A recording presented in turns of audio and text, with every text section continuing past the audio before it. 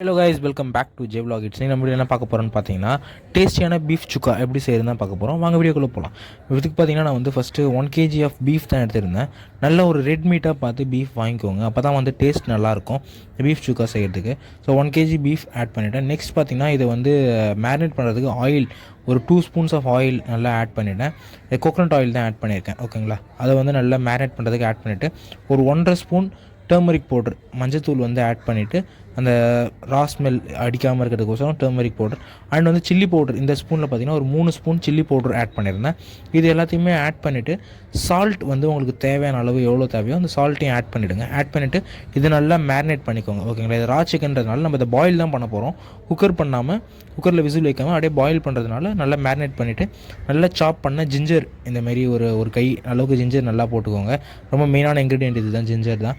அதையும் நல்லா மிக்ஸ் பண்ணிவிட்டு வாட்டர் வந்து நம்ம இதுக்கு ஆட் பண்ணணும், ஓகேங்களா. வாட்டர் எப்படி ஆட் பண்ணணும் அப்படின்னு பார்த்தீங்கன்னா, அந்த பீஃப் வந்து நல்லா முங்குற அளவுக்கு, அந்த பீஃப் நல்லா ஃபில் ஆகிற அளவுக்கு, பெருக்கில் வீடியோவில் அந்த அளவுக்கு வந்து வாட்டர் ஆட் பண்ணிவிட்டு நீங்கள் வந்து இதை பாயில் பண்ண ஸ்டார்ட் பண்ணிக்கோங்க. வந்து ஹை ஃப்ளேமில் வச்சு பாயில் பண்ணிக்கோங்க, சரிங்களா.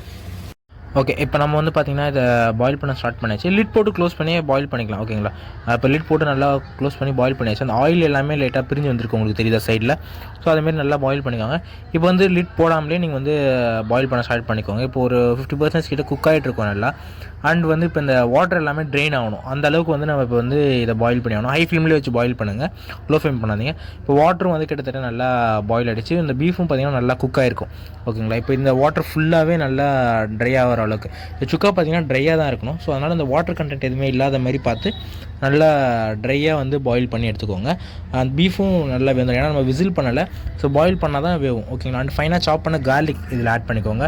நெக்ஸ்ட்டு அதில் வந்து பார்த்திங்கன்னா சில்லி, ட்ரை சில்லி இருக்குல்ல, ட்ரை சில்லி ஒரு 2 ட்ரை சில்லி வந்து நல்லா அந்த சின்ன சின்னதாக கட் பண்ணி ஆட் பண்ணிக்கோங்க. அண்ட் வந்து ஏன்னா ஆல்ரெடி நம்ம சில்லி பவுடர் ஆட் பண்ணியிருக்கோன்றதுனால சில்லி கம்மியாகவே ஆட் பண்ணிக்கோங்க. ஸ்பைஸ் லெவல் மீடியமாக அதுக்கேற்ற மாதிரி, ஓகேங்களா. அண்ட் கறி லீஃப் பார்த்திங்கன்னா ஒரு கொத்து கறி லீஃப் வந்து நல்லா ஆட் பண்ணிடுங்க.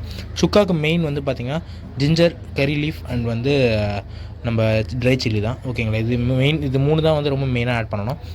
கூட பார்த்திங்கன்னா நம்ம ஆயில் அகெயின் வந்து ஒரு 2 ஸ்பூன்ஸ் ஆஃப் ஆயில் வந்து ஆட் பண்ணணும். ஏன்னா நம்ம ஃபஸ்ட் வந்து வாட்டர் ஆட் பண்ணி குக் பண்ணதுனால ஆயில் கண்டென்ட் பெருசாக இருக்காது. இப்போது ஒரு 2 ஸ்பூன்ஸ் ஆஃப் ஆயில் ஆட் பண்ணி நல்லா ட்ரையாக குக் ஆகிற அளவுக்கு நல்லா குக் பண்ணிக்கோங்க. இது பார்த்திங்கன்னா இப்போ தெரியும், இதை விட இன்னும் நல்லா ட்ரையாக குக் ஆகணும். குக் ஆனதுக்கப்புறம் ஃபைனலாக பார்த்திங்கன்னா இதுக்கு வந்து நம்ம கேஷ்யூ நட்ஸ் ஆட் பண்ணணும்.